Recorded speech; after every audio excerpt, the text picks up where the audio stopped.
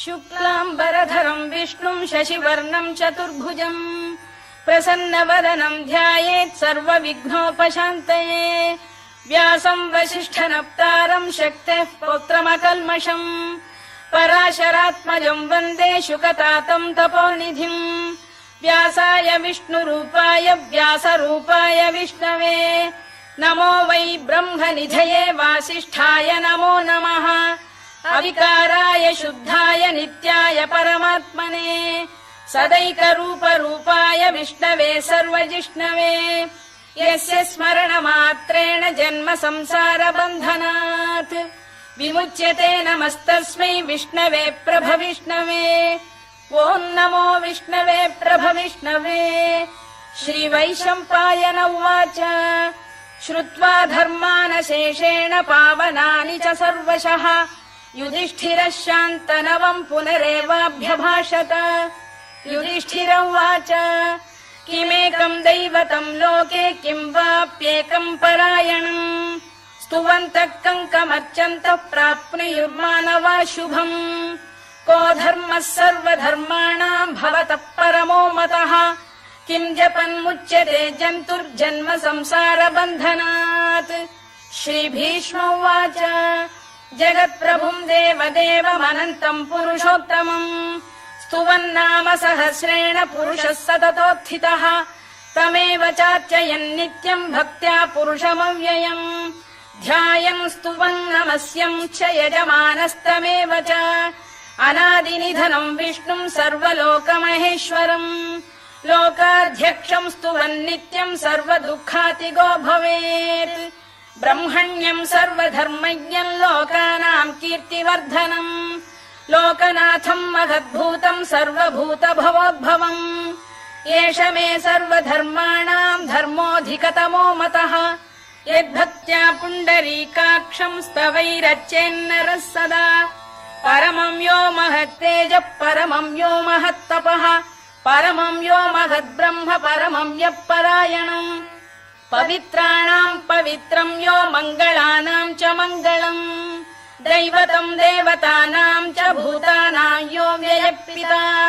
यतः सर्वाणि भूतानि भवन्त्यादियुगागमे यस्मिंश्च प्रलयम् यान्ति पुनरेव युगक्षये तस्य लोकप्रधानस्य जगन्नाथस्य भूपते विष्णोर्नाम सहस्रम् मे शृणु पापभयापहम् यानि नामानि गौणानि विख्यातानि महात्मनः ऋषिभिः परिगीतानि तानि वक्ष्यामि भूतये ऋषिर्नाम्नाम् सहस्रस्य वेदव्यासो महामुनिः छन्दोऽनुष्टुप् तथा देवो भगवान् देवकीसुतः अमृतांशुद्भवो बीजम् शक्तिर्देवकी नन्दनः त्रिसामाहृदयम् तस्य शान्त्यर्थे विनियुज्यते विष्णुम् जिष्णुम् महाविष्णुम् प्रभविष्णुम् महेश्वरम्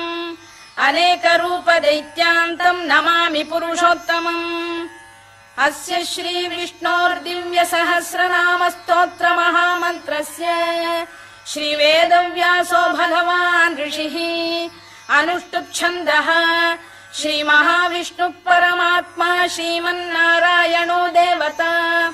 अमृतांशुद्भवो भानुरिति बीजम् देवकी नन्दन श्रेष्ठेति शक्तिः उद्भवः क्षोभणो देव इति परमो मन्त्रः शङ्खबृन्नन्दकी चक्रीति कीलकम् शार्ङ्गधन्वा गदाधर इत्यस्त्रम् रथाङ्गपाणिरक्षोभ्य इति नेत्रम् त्रिसामासामगः सामेति कवचम् आनन्दम् परब्रह्मेति योनिः ऋतुः सुदर्शनकाल इति दिग्बन्धः श्रीविश्वरूप इति ध्यानम् श्रीमहाविष्णुप्रीत्यर्थे सहस्रनाम जपे विनियोगः ध्यानम् क्षीरोदन्वत्प्रदेशे शुचिमणिविलसत्सैकते मौक्तिकानाम् माला क्लुप्तासनस्थ स्फटिकमणिनिभैर्मौक्तिकैर्मण्डिताङ्गः शुभ्रैरभ्रैरदभ्रैरुपरि विरचितैर्मुक्तपीयूषवर्षैः आनन्दीन पुनीयादरिनलिन गदा शङ्खपाणिर्मुकुन्दः भूः पादौ यस्य नाभिर्विहदसुरनिलश्चन्द्रसूर्यौ च नेत्रे कर्णावाशा शिरोद्यौर्मुखमपि दहनो यस्य वास्तेयमब्धिः अन्तस्थम् यस्य विश्वम् सुरनरखगो भोगि गन्धर्व दैत्यैः चित्रम् रम्यते तम् त्रिभुवन वपुषम् विष्णुमीशम् नमामि ॐ नमो भगवते वासुदेवाय शान्ताकारम् भुजगशयनम् पद्मनाभम् सुरेशम् विश्वाधारम् गगनसदृशम् मेघवर्णम् शुभाङ्गम् लक्ष्मीकान्तम् कमलनयनम् योगिहृद्ध्यानगम्यम् वन्दे विष्णुम् भवभयहरम् सर्वलोकैकनाथम् मेघश्यामम् पीतकौशेयवासम् श्रीवत्साङ्कम् कौस्तुभोद्भासिताङ्गम् पुण्योपेतम् पुण्डरीकायताक्षम् विष्णुम् वन्दे सर्वलोकैकनाथम् नमः समस्तभूतानामादिभूताय भूभृते अनेकरूपरूपाय विष्णवे प्रभविष्णवे सशङ्खचक्रम् सकिरीटकुण्डलम् सपीतवस्त्रम् सरसीरुभेक्षणम् सहारवक्षस्थलशोभिकौस्तुभम् नमामि विष्णुम् शिरसा चतुर्भुजम् छायायाम् पारिजातस्य हेमसिंहासनोपरि आसीनमम्बुदश्याममायताक्षमलङ्कृतम् चन्द्राननम् चतुर्बाहुम् श्रीवत्साङ्कितवक्षसम् रुक्मिणी सत्यभामाभ्याम् सहितम् कृष्णमाश्रये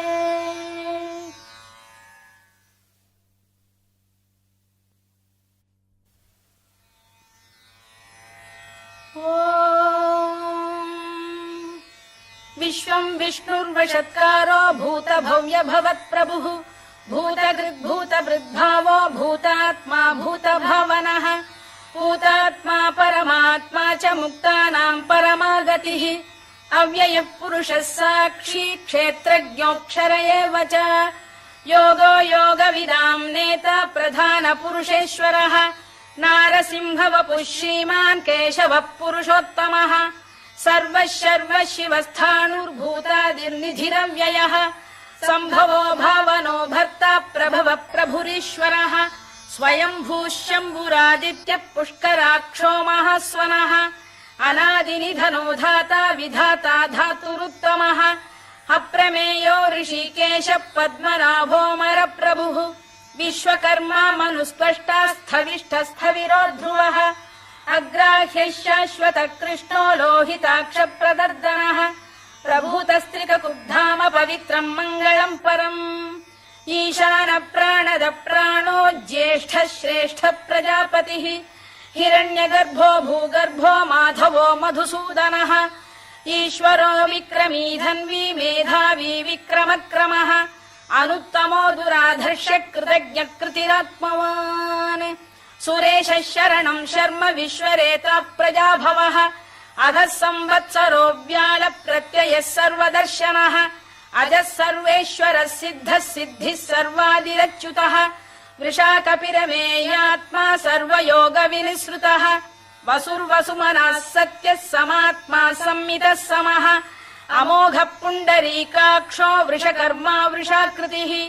रुद्रो बहुशिरा बभ्रुर्विश्वयोनिः शुचिश्रवाः अमृतः शाश्वतस्थाणुर्वरारोहो महातपाः सर्वगः सर्वविद्भानुर्विश्वक्सेनो जनार्दनः वेदो वेदविदव्यङ्गो वेदाङ्गो वेदवित्कविः लोकाध्यक्षः सुराध्यक्षो धर्माध्यक्षः कृताकृतः चतुरात्मा चतुर्व्यूहश्चतुर्दंष्टश्चतुर्भुजः भ्राजिष्णुर्भोजनम् भोक्ता सहिष्णुर्जगदादिजः अनघो विजयो जेता विश्वयोनिः पुनर्वसुः उपेन्द्रो वामनः प्रांशुरमोघः शुचिरूर्जितः अतीन्द्रः सङ्ग्रहः सर्गो धृतात्मा नियमो यमः वेद्यो वैद्यः सदा योगी वीरः माधवो मधुः अतीन्द्रियो महामायो महोत्साहो महाबलः महाबुद्धिर्महावीर्यो महाशक्तिर्महाद्युतिः अनिर्देश्य वपुः श्रीमान् अमेयात्मा महादृधृत् महेश्वासो महीभर्ता श्रीनिवासः सताङ्गतिः अनिरुद्धः सुरानन्दो गोविन्दो गोविदाम्पतिः मरीचिर्दमनो हंसः सुपर्णो भुजगोत्तमः हिरण्यनाभः सुतपाः पद्मनाभः प्रजापतिः अमृत्युः सर्वदृक्सिंहः सन्धाता सन्धिमान् स्थिरः अजो दुर्मर्षणः शास्ता विश्रुतात्मा सुरारिः गुरुर्गुरुतमो धाम सत्यः सत्यपराक्रमः निमिषो निमिषस्रग्वी वाचस्पतिरुदारधीः अग्रणीर्ग्रामणी श्रीमान् न्यायो नेता समीरणः सहस्रमूर्धा विश्वात्मा सहस्राक्षः सहस्रपात् आवर्तनो निवृत्तात्मा संवृतः सम्प्रमर्दनः अधः संवर्तको भङ्गिरलिलो धरणीधरः सुप्रसाद प्रसन्नात्मा विश्वधृक् विश्वभुग्विभुः सत्कर्ता सत्कृतः साधुर्जह्नुर्नारायणो नरः असङ्ख्येयो प्रमेयात्मा विशिष्टः शिष्टकृच्छुचिः सिद्धार्थ सिद्ध संकल्पः सिद्धिदः सिद्धिसाधनः वृषाही वृषभो विष्णुर्वृषपर्वा वृषोदरः वर्धनो वर्धमानश्च विविक्तः श्रुतिसागरः सुभुजो दुर्धरो वाग्मी महेन्द्रो वसुदो वसुः नैकरूपो बृहद्रूपः शिपिविष्टप्रकाशनः ओजस्तेजोद्युतिधरः प्रकाशात्मा प्रतापनः वृद्धस्पष्टाक्षरो मन्त्रश्चन्द्रांशुर्भास्करद्युतिः अमृतांशुद्भवो भानुः शशबिन्दुः सुरेश्वरः औषधम् जगतः सेतुः सत्यधर्मपराक्रमः भूतभव्यभवन्नाथः पवनः पावनो नलः कामः कामकृत्कान्तः कामः कामप्रदप्रभुः युगादिकृद्युगावर्तो नैकमायो महाशनः अदृश्यो व्यक्तरूपश्च सहस्रजिदनन्तजित् इष्टो विशिष्टः शिष्टेष्टः शिखण्डी नघुषो वृषः क्रोधः क्रोधकृत्कर्ता विश्वबाहुर्महीधरः अच्युत प्रथित प्राण प्राणदो वासवानुजः अपां निधिरधिष्ठानमप्रमत्त प्रतिष्ठितः स्कन्द स्कन्दधरो धुर्यो वरदो वायुवाहनः वासुदेवो बृहद्भानुरादिदेवः पुरन्दरः अशोकस्तारणस्तारः शूरः शौरिर्जनेश्वरः अनुकूलः शतावर्तः पद्मी पद्मनिभेक्षणः पद्मनाभोरविन्दाक्षः पद्मगर्भः शरीरभृत् महर्धिर्वृद्धो वृद्धात्मा महाक्षो गरुडध्वजः अतुलः शरभो भीमः समयज्ञो हविर्हरिः सर्वलक्षणलक्षण्यो लक्ष्मीवान् समितिञ्जयः विक्षरो रोहितो मार्गो हेतुर्दामोदरः सः महीधरो महाभागो वेगवानमिताशनः उद्भवः क्षोभणो देवः श्रीगर्भः परमेश्वरः करणम् कारणम् कर्ता विकर्ता गहनो गुहः व्यवसायो व्यवस्थानः संस्थानस्थानदो ध्रुवः परधिक् परमस्पष्टस्तुष्टः पुष्टः शुभेक्षणः रामो विरामो विरतो मार्गो नेयोनयोनयः वीरः शक्तिमताम् श्रेष्ठो धर्मो धर्मविदुत्तमः वैकुण्ठः पुरुष प्राण प्राणद प्रणव पृतुः हिरण्यगर्भः शत्रुघ्नो व्याप्तो वायुरधोक्षजः ऋतुः सुदर्शनः कालः परमेष्ठी परिग्रहः उग्रः संवत्सरो दक्षो विश्रामो विश्वदक्षिणः विस्तारस्थावरस्थाणुः प्रमाणम् बीजमव्ययम् अर्थोऽनर्थो महाकोशो महाभोगो महाधनः अनिर्विण्णस्थविष्ठो भूर्धर्मयूपो महामखः नक्षत्रनेमिर्नक्षत्री क्षमः क्षामः समीहनः यज्ञयुज्यो महेज्यश्च क्रतुः सत्रम् सताम् गतिः सर्वदर्शी विमुक्तात्मा सर्वज्ञो ज्ञानमुत्तमम् सुव्रतः सुमुखः सूक्ष्मः सुघोषः सुखदः सुहृद् मनोहरो जितक्रोधो वीरबाहुर्विदारणः स्वापनः स्ववशो व्यापी नैकात्मा नैककर्मकृत् वत्सरो वत्सलो वत्सी रत्नगर्भोधनेश्वरः धर्मकृद्धर्मकृद्धर्मी सदसक्षरमक्षरम् अभिज्ञाता सहस्रांशुर्विधाता कृतलक्षणः गभस्तिनेमिः सत्तस्तः सिंहो भूतमहेश्वरः आदिदेवो महादेवो देवेशो देवभृद्गुरुः उत्तरो गोपतिर्गोप्ता ज्ञानगम्यः पुरातनः शरीरभूतभृद्भोक्ता कपीन्द्रो भूरि दक्षिणः सोमपो मृतपः सोमः पुरुजिः पुरुसत्तमः विनयो जयः सत्यसन्धो दाशार्हः सात्वतां पतिः जीवो विनयिता साक्षी मुकुन्दोमित विक्रमः अम्भो निधिरनन्तात्मा महोदधिशयोऽन्तकः अजो महार्घः स्वाभाव्यो जिता मित्र प्रमोदनः आनन्दो नन्दनो नन्दः सत्यधर्मा त्रिविक्रमः महर्षि कपिलाचार्यः कृतज्ञो मेदिनीपतिः त्रिपदस्त्रिदशाध्यक्षो महाशृङ्गकृतान्तकृत् महावराहो गोविन्दः सुषेणः कनकाङ्गनी गुह्यो गभीरो गहनो गुप्तश्चक्रगदाधरः मेधास्वाङ्गो जितकृष्णो दृढः सङ्कर्षणोच्युतः वरुणो वारुणो वृक्षः पुष्कराक्षो महामनाः भगवान् बलहानन्दी वनमाली हलायुधः आदित्यो ज्योतिरादित्यः सहिष्णुर्गतिसत्तमः सुधन्वाखण्ड परशुर्दारुणो द्रविणप्रदः दिवस्पृक् सर्वदृग्व्यासो वाचस्पतिरयो निजः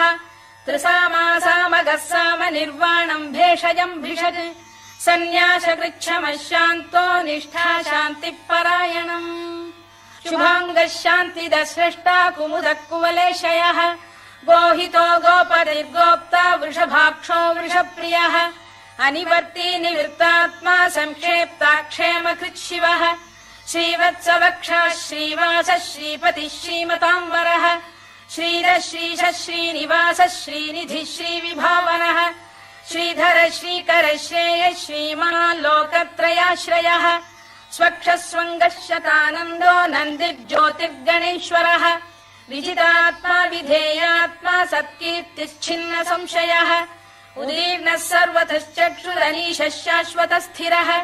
भूषयो भूषणो भूतिर्विशोकः शोकनाशनः अर्चिष्मानर्चितः कुम्भो विशुद्धात्मा विशोधनः अनिरुद्धो प्रतिरथ प्रद्युम्नोमित विक्रमः कालनेमिनिः वीरः शौरिः शूरजनेश्वरः त्रिलोकात्मा त्रिलोकेशः केशवः केशिहा हरिः कामदेवः कामपालः कामी कान्तकृतागमः अनिर्देश्य वपुर्विष्णुर्वीरोऽनन्तो धनञ्जयः ब्रह्मण्यो ब्रह्मकृद्ब्रह्मा ब्रह्म ब्रह्मविवर्धनः ब्रह्मविब्राह्मणो ब्रह्मी ब्रह्मज्ञो ब्राह्मणप्रियः महाक्रमो महाकर्मा महातेजा महोरगः महाक्रतुर्महायज्वा महायज्ञो महाहविः स्तव्यस्तव प्रियस्तोत्रम् स्तुतिस्तोतारणप्रियः पूर्णः पूरयिता पुण्यः पुण्यकीर्तिरनामयः मनोजवस्तीर्थकरो वसुरेता वसुप्रदः वसुप्रदो वासुदेवो वसुर्वसुमनाहविः सद्गतिः सत्कृतिः सत्ता सद्भूतिः सत्परायणः शूरसेनो यदुश्रेष्ठः सन्निवासः सुयामुनः भूतावासो वासुदेवः सर्वासु निलयो नलः दर्पः दर्पदो दृप्तो दुर्धरोऽथापराजितः विश्वमूर्तिर्महामूर्तिर्दीप्तमूर्तिरमूर्तिमान्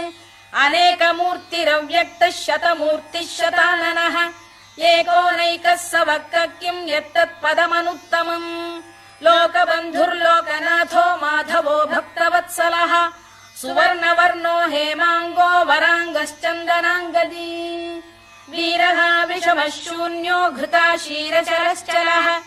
अमानी मानदो मान्यो लोकस्वामी त्रिलोकधृत् सुमेधा मेधजो धन्यः सत्यमेधाधराधरः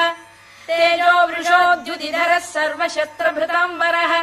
प्रग्रहो निग्रहो व्यग्रो नैकशृङ्गो गदाग्रजः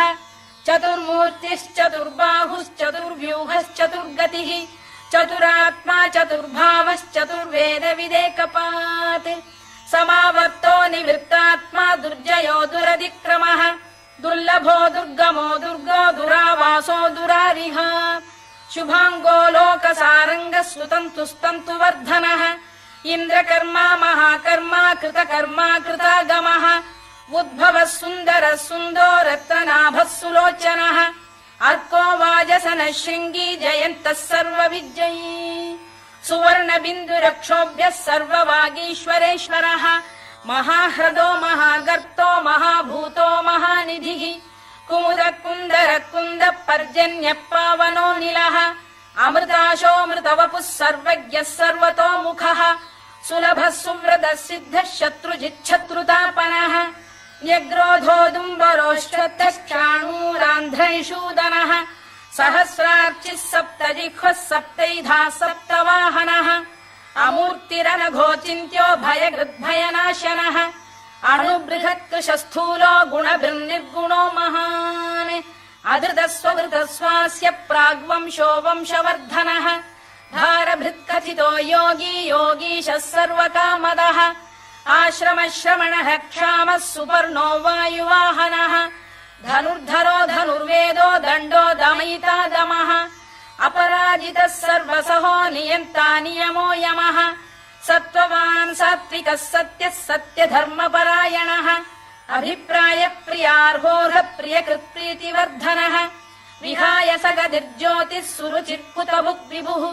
रविर्विरोचनः सूर्यः सवितारविलोचनः अनन्तो हुतभुग्भोक्ता सुखदो नैकजोऽग्रजः अनिर्विण्णः सदामर्षी लोकाधिष्ठानमद्भुतः सनात्सनातनतमः कपिलः कपिरव्ययः स्वस्तिदः स्वस्तिकृत् स्वस्ति स्वस्ति भुक् स्वस्ति दक्षिणः आरौद्रः कुण्डली चक्री विक्रम्यूर्जितशासनः शब्दातिकः शब्दसः शिशिरः शर्वरीकरः अक्रूरपेशलो दक्षो दक्षिणः क्षमिणाम्बरः विद्वत्तमो वीतभयः पुण्यश्रवणकीर्तनः उत्तारणो दुष्कृतिः पुण्यो दुःस्वप्ननाशनः वीरः रक्षणः सन्तो जीवनः पर्यवस्थितः अनन्तरूपोऽनन्तश्रीर्जितमन्युर्भयापहः चतुरश्रो गभीरात्मा विदिशो व्यादिशो दिशः अनाधिर्भूर्भुवो लक्ष्मी सुवीरो रुचिराङ्गदः जननो जनजन्मादिर्भीमो भीमपराक्रमः आधारनिलयो धाता पुष्पहास प्रजागरः ऊर्ध्वगः सत्पथाचार प्राणद प्रणवप्रणः प्रमाणम् प्राणनिलय प्राणभृत्प्राणजीवनः तत्त्वम् तत्त्वविदेकात्मा जन्म मृत्युजरातिगः भूर्भुवः स्वस्तरुस्तारः सविता प्रपितामहः यज्ञो यज्ञपतिर्यज्वा यज्ञाङ्गो यज्ञवाहनः यज्ञभृद्यज्ञकृद्यज्ञी यज्ञभुग्यज्ञसाधनः यज्ञान्तकृद्यज्ञगुह्यमन्नमन्नाद एव च आत्मयोनिः स्वयम् जातो वैखानः सामगायनः देवकीनन्दनः स्रष्टा क्षितीशः पापनाशनः शङ्खबृन्नन्दकी चक्री शार्ङ्गधन्वा गदाधरः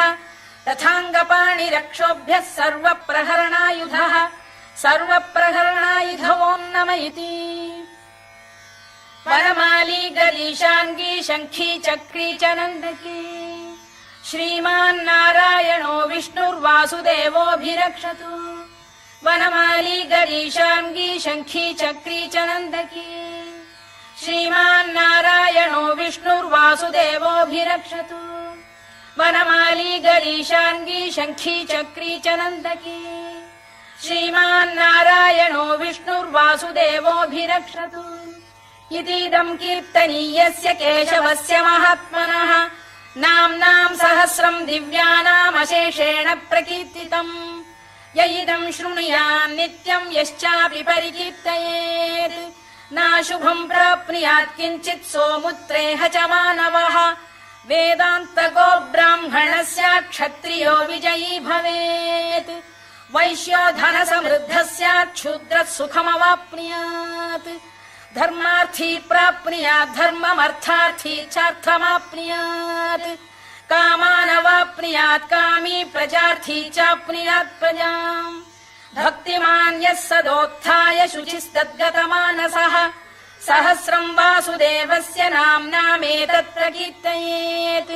यशः प्राप्नोति विपुलम् याति प्राधान्यमेव च अचलाम् श्रियमाप्नोति श्रेयः प्राप्नोत्यनुत्तमम् न भयम् क्वचिदाप्नोति वीर्यम् तेजश्च विन्दति भवत्यरोगोद्युतिमान् बलरूपगुणान्वितः रोगार्तो मुच्यते रोगात् बद्धो मुच्येत बन्धनात् भयान्मुच्येत भीतस्तु मुच्येतापन्न आपदः दुर्गाण्यतितरत्याशु पुरुषः पुरुषोत्तमम् स्तुवन्नाम सहस्रेण नित्यम् भक्तिसमन्वितः वासुदेवाश्रयो मर्त्यो वासुदेवपरायणः सर्वपापविशुद्धात्मा याति ब्रह्म सनातनम् न वासुदेव भक्तानामशुभम् विद्यते क्वचित् जन्म मृत्युजरा व्याधि भयम् नैवोपजायते इमम् स्तवमधीयानः श्रद्धा भक्तिसमन्वितः युज्येतात्मसुखक्षान्ति श्रीधृतिस्मृतिकीर्तिभिः न क्रोधो न च मात्सर्यम् न लोभो न शुभा मतिः भवन्ति कृतपुण्यानाम् भक्तानाम् पुरुषोत्तमे द्यौः स चन्द्रार्कनक्षत्राखम् दिशो भूर्महो दधिः वासुदेवस्य वीर्येण विधृतानि महात्मनः ससुरासुरगन्धर्वम् स यक्षोरगराक्षसम् जगत्वशे वर्ततेदम् कृष्णस्य सचराचरम् इन्द्रियाणि मनो बुद्धिः सत्त्वम् तेजो बलम् धृतिः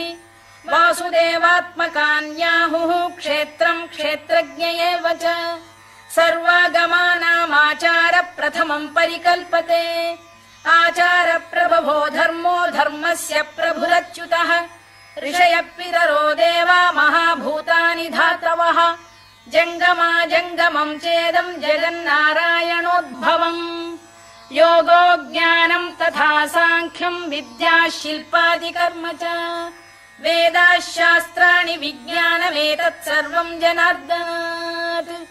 एको विष्णुर्महद्भूतम् पृथग्भूतान्यनेकशः त्रीन् लोकान् व्याप्य भूतात्मा भुङ्क्ते विश्वभुवव्ययः इमम् स्तवम् भगवतो विष्णोर्व्यासेन कीर्तितम्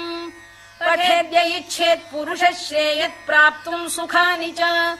विश्वेश्वरमजम् देवम् जगतः प्रभुमव्ययम् भजन्ति ये पुष्कराक्षम् न ते यान्ति पराभवम् न ते यान्ति पराभवम् ओन्नम इति